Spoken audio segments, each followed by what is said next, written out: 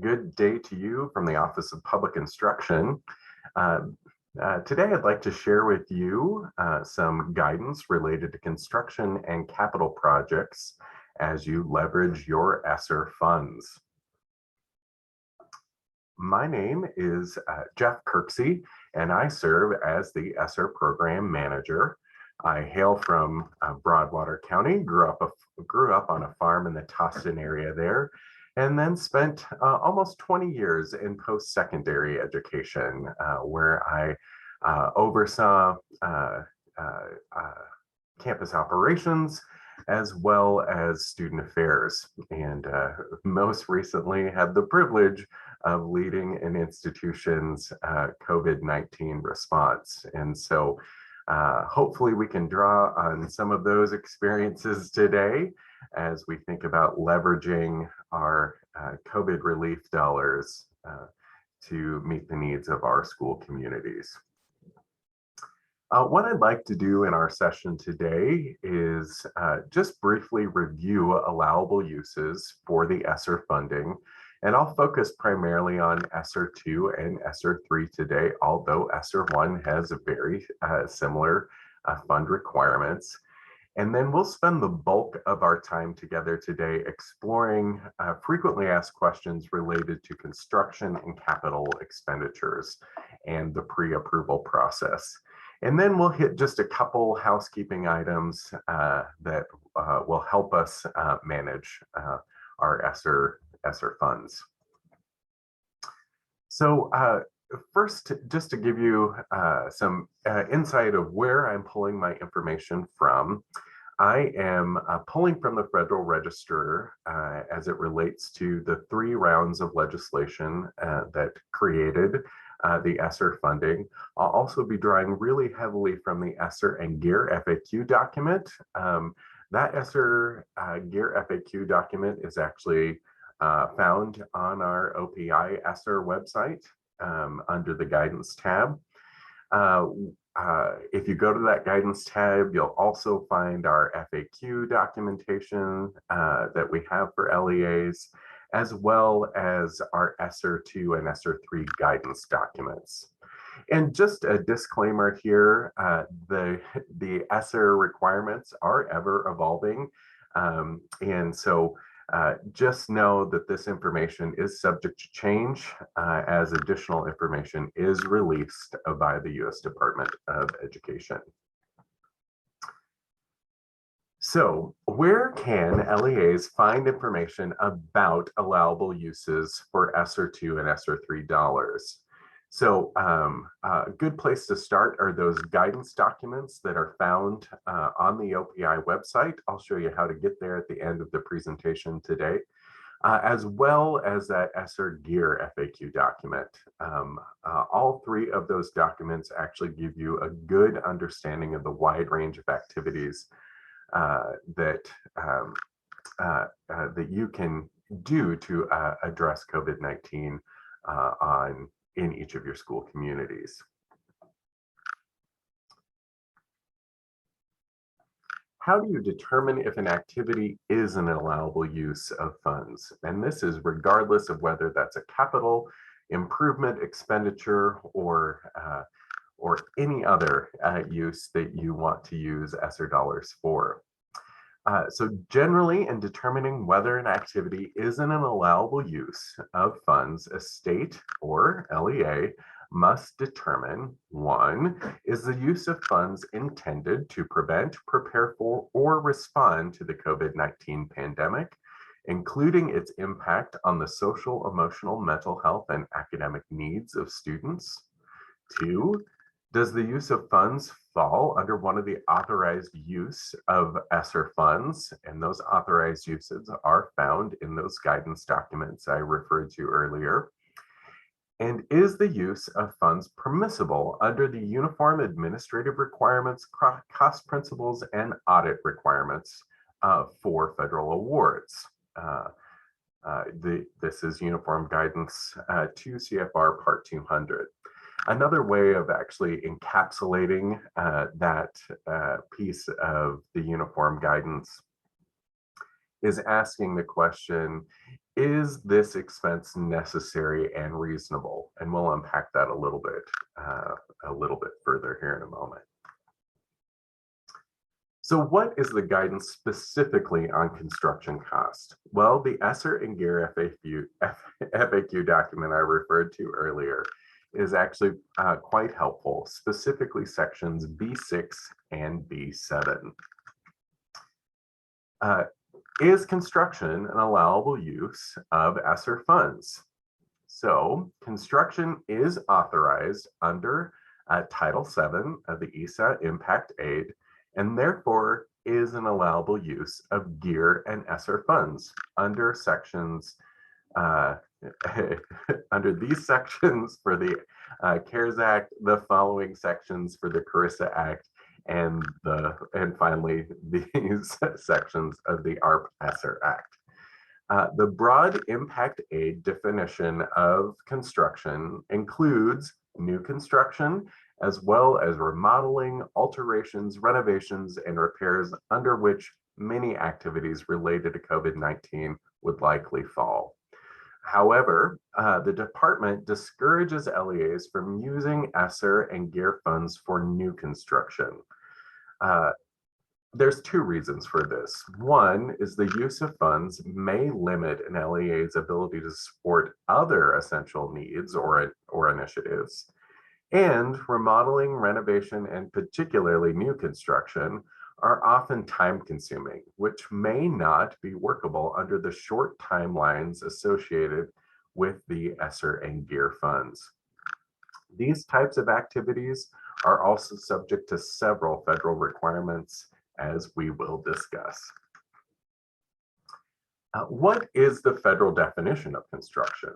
So the Impact Aid Program statute defines construction as the preparation of drawings and specifications for school facilities, erecting buildings, building, acquiring, altering, remodeling, repairing, or extending school facilities, inspecting and supervising the construction of school facilities, and debt services for such activities. As is the case with all construction contracts using laborers and mechanics financed by federal education funds, as well as state funds, an LEA that uses ESSER or GEAR funds for minor remodeling, renovations, repair, or construction contracts over $2,000 must meet Davis-Bacon prevailing wage requirements. And we'll hit that in a little more detail later on in the presentation. So who determines if a construction project is an allowable use of funds? While construction is generally allowable, it is the responsibility of either a governor, the SEA, or the LEA or subgrantee to assure that individual costs, one, comply with the cost principles in 2 CFR Part 200 Subpart E, that necessary and reasonable standard. Two, meet the overall purpose of CARES, CARISA, and ARP Act programs, which is to prevent, prepare for, and respond to COVID-19, and are consistent with the proper and efficient administration of these acts. Under these general principles, any construction activities, including renovations or remodeling that are necessary for an LEA to prevent, prepare for, or respond to COVID-19 would be permissible, though the burden remains on grantees and subgrantees to maintain the appropriate documentation that supports these expenditures. And as we'll discuss a little bit later, it is the obligation of the SEA to provide pre-approval to LEAs for using ESSER funds for construction or capital expenditures. And we will talk about that in greater detail. So let's talk about that pre-approval process. What capital costs must be pre-approved? So if your planned ESSER funded capital expenditures meet or exceed the state asset thresholds, you will need pre-approval. Items less than these thresholds must still meet the allowable use criteria that we just discussed. So let's give a few examples. If you have a single piece of equipment that you're purchasing that is over $5,000 or over, you will need pre-approval. If you are doing new construction, building improvements, or land improvements that meet or exceed $25,000, you will need pre-approval. This includes things like uh, uh, constructing new buildings, as well as updating building systems, such as HVAC and air exchange. How does an LEA request pre-approval for construction costs from the OPI? So you will need to submit the capital expenditure pre-approval form that can be found in eGrants. This is a simple Google form which we'll review that includes all the federal requirements and district-specific content.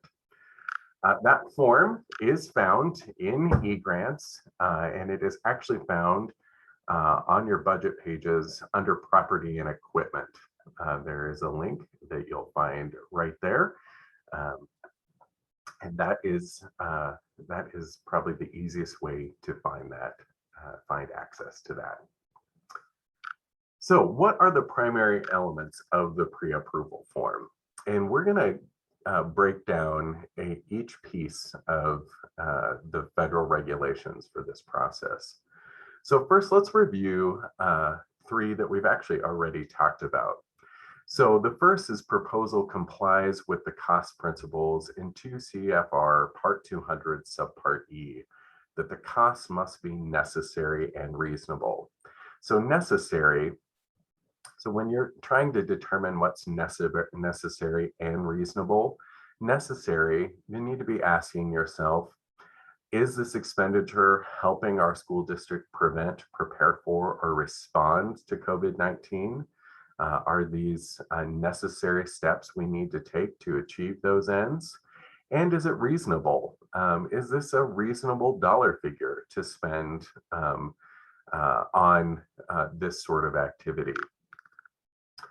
And then just to reiterate one more time, the proposal must meet the overall purpose of CARES, CARISA, and ARP-ACTS program, which is to prevent, prepare for, and respond to COVID-19.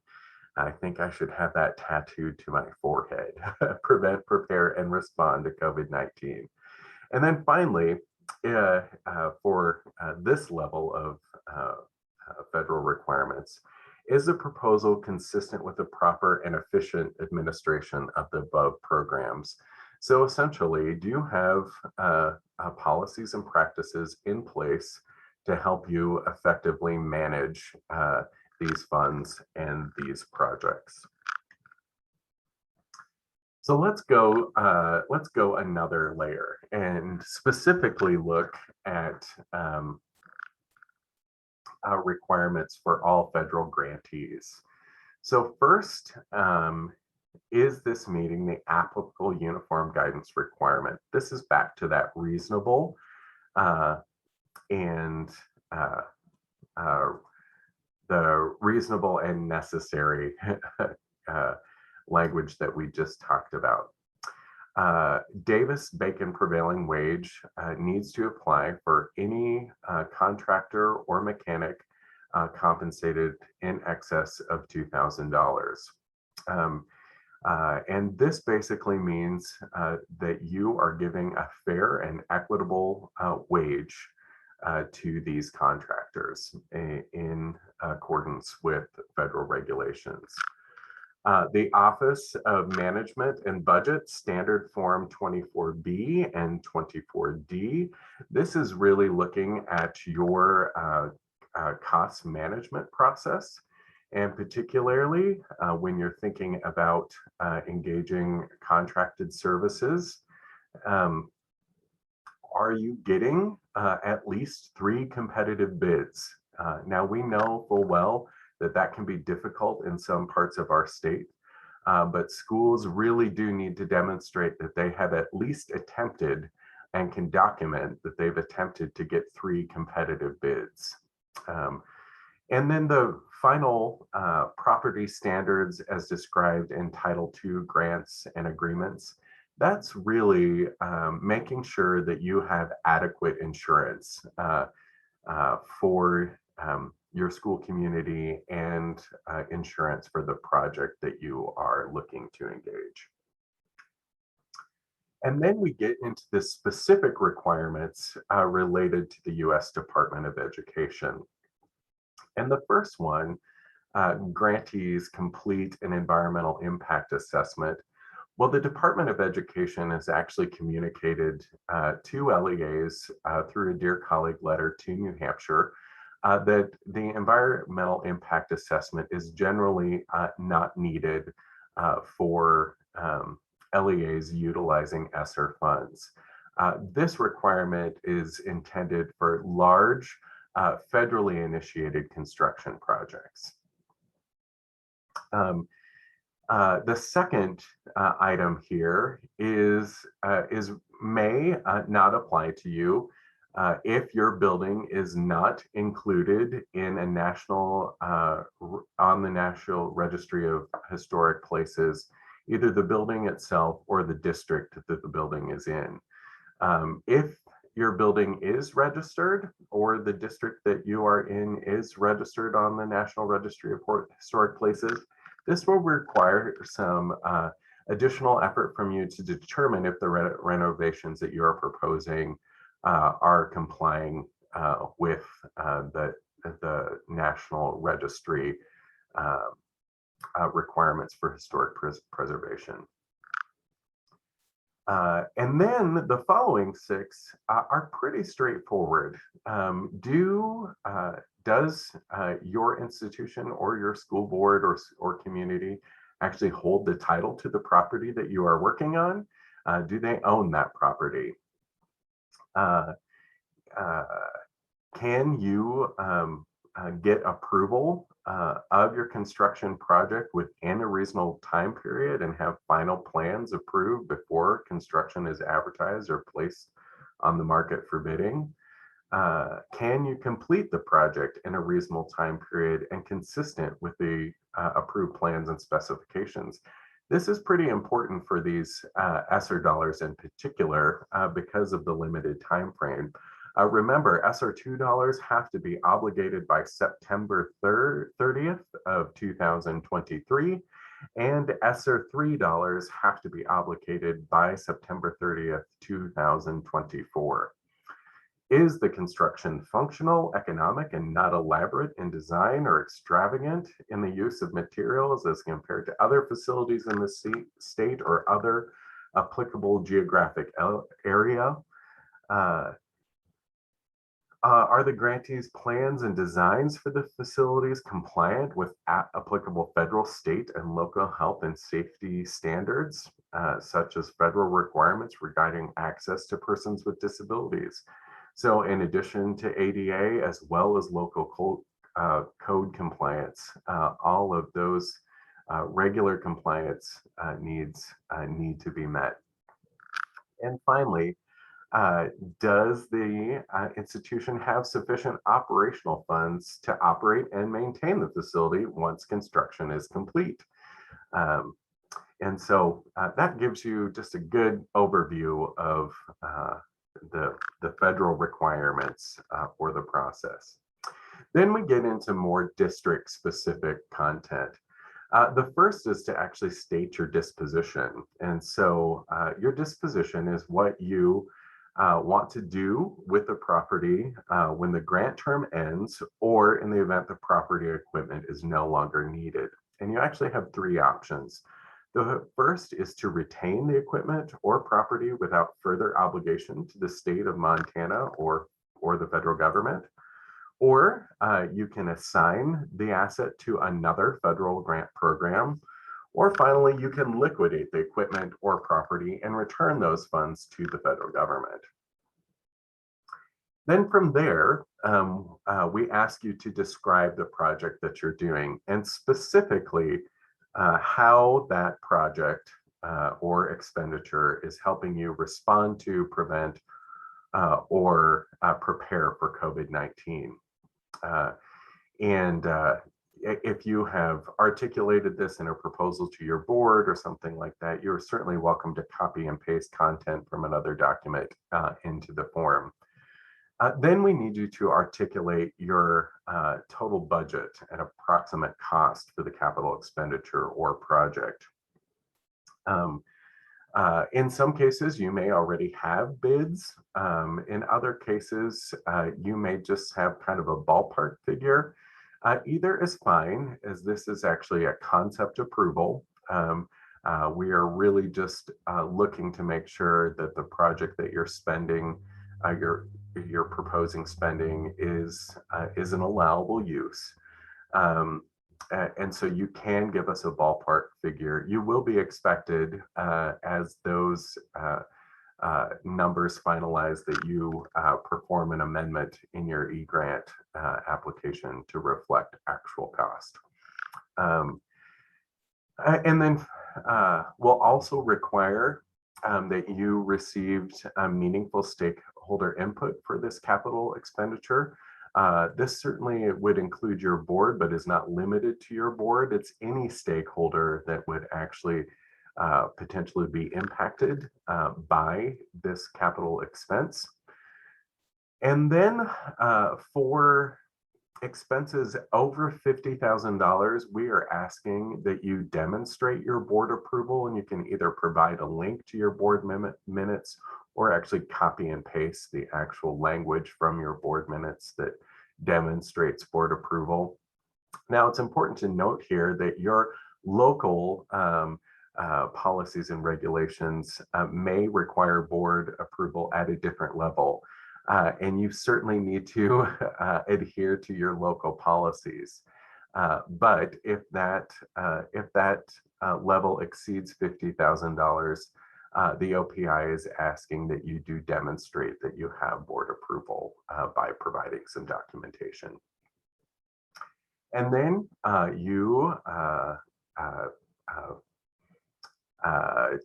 finalize the process by stating that you understand your responsibilities and you intend to comply with the federal and state guidance governing capital expenditures. And then you submit it. Once you submit it, that plan comes to me for review, and myself and my colleagues will review that for you.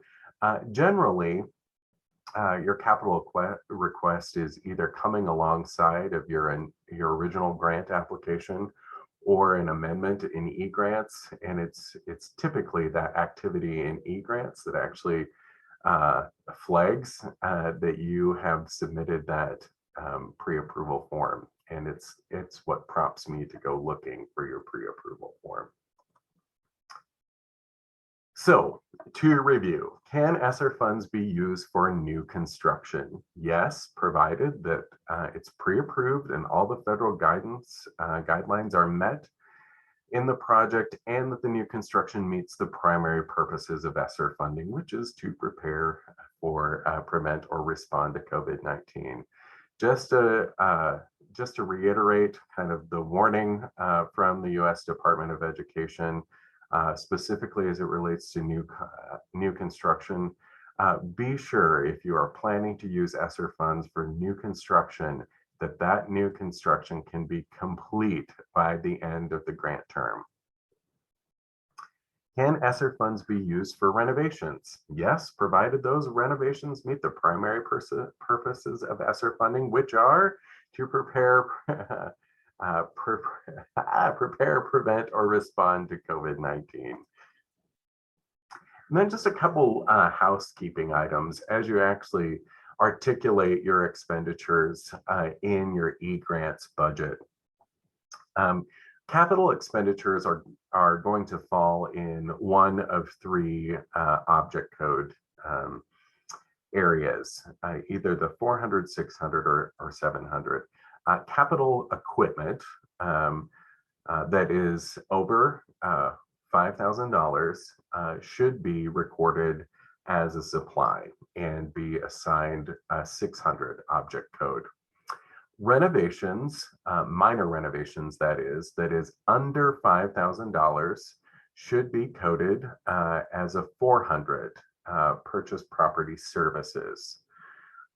Major renovations and construction that is over $5,000 should be coded with an object code 700 for property.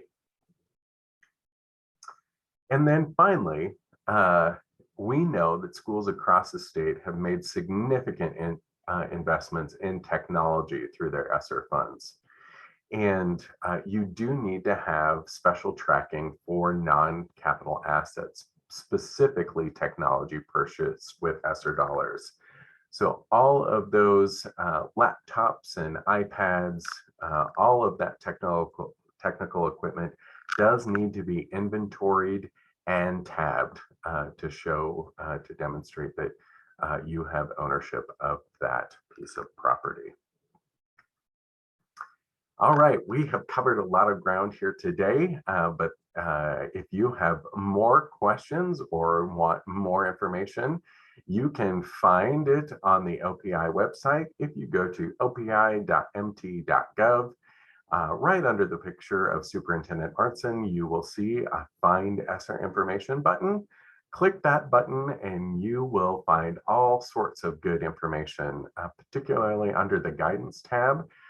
Several different categories of information that you can draw from there. If you can't find it on the website, you are welcome to reach out to me. My name's Jeff Kirksey, and you can reach me at this email address or this phone number. Thanks so much for spending some time with me today. Thank you for your good work in taking care of our Montana students and keeping our communities safe as we navigate COVID-19. Thanks so much and have a great day.